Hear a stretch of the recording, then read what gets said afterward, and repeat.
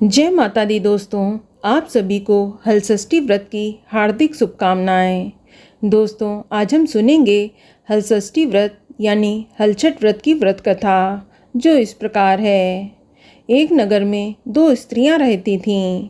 दोनों एक ही परिवार की थीं और रिश्ते में देवरानी जेठानी लगती थीं।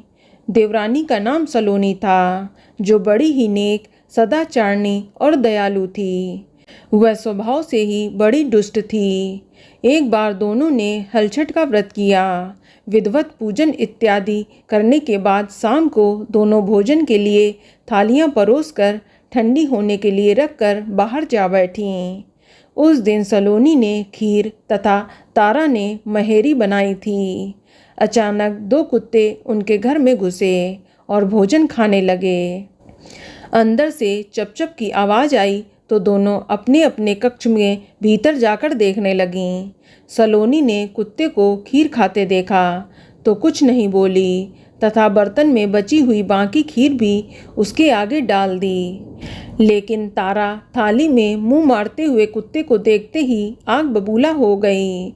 उसने कमरे का द्वार बंद किया और फिर डंडा लेकर कुत्ते को इतना मारा कि उसकी कमर ही तोड़ डाली। कुत्ता अधमरा होकर जैसे तैसे जान बचाकर वहां से भागा। दोनों कुत्ते जब बाहर मिले तो एक दूसरे का हाल चाल पूछने लगे।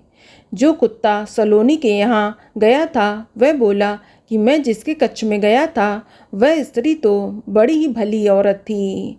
मुझे खीर खाते देखकर भी उसने कुछ नहीं कहा, बल्कि बर्तन में खीर खत्म हो जाने के बाद उसने उसमें से और खीर डाल दी ताकि मैं भरपेट खा सकूं। उसने तो मेरी आत्मा ऐसी तृप्त की कि मैं उसे बार बार आशीर्वाद दे रहा हूँ। मेरी तो ईश्वर से यही कामना है कि मरने के बाद मैं उसी का पुत्र बनूं और जीवन भर उसकी सेवा करके उसका ऋण चुकाता रहूं। जिस प्रकार उसने मेरी आत्मा को तृप्त किया है, उसी प्रकार मैं उसकी आत्मा को तृप्त और प्रसन्न करना चाहता हूँ। अब तुम बताओ कि तुम्हारे साथ क्या बीती। लगता है कि तुम्हारी तो बहुत ही खूब पिटाई हुई है। दूसरा कुत्ता बड़े ही दुखी स्वर से बोला कि तुम्हारा अनुमान ठीक है भाई। आज से पहले मेरी ऐसी दुर्गति कभी नहीं हुई थी। पहले तो थाली में मुंह मारते ही सारा जबड़ा हिल गया। फिर भी भूख से परेशान होकर मैंने 2-4 कौर सटके ही थे कि वह दुष्ट आ गई और कमरा बंद करके डंडे से उसने मुझे इतना मारा कि मेरी कमर ही तोड़ डाली। मैं तो ईश्वर से यही निवेदन करता हूँ कि अगले जन्म में मैं उसका पुत्र बनकर उससे बदला चुकाऊँ। जैसे उसने मार मार कर मेरी कमर तोड़ी है, वैसे ही भीतरी मार से मैं उसका हृदय और कमर तोड़ डालूँ। कहते हैं कि बेजुबान की बदुआ बहुत बुरी होती है। इसे दैव योग ही कहा जाएगा कि दूसरा कुत्ता शीघ्र ही मर गया और मरकर उसने तारा के घर में ही पुत्र रूप में जन्म लिया। पुत्र रत्न पाकर तारा बहुत ही खुश हुई। पुत्र को लेकर उसने अपने मन में बड़े बड़े मंसूबे बांध लिए, मगर दूसरे दिन ही जब घर में हलषष्ठी का पूजन हो रहा था, वह लड़का मर गया। तारा की तो जैसे दुनिया ही उजड़ गई। वह दहाड़े मार मार कर रोने लगी, मगर किया क्या जा सकता था। जैसे तैसे उसने अपने सीने पर सब्र का पत्थर रख लिया। फिर तो हर वर्ष उसके लड़का होता और हलषष्ठी के दिन मर जाता।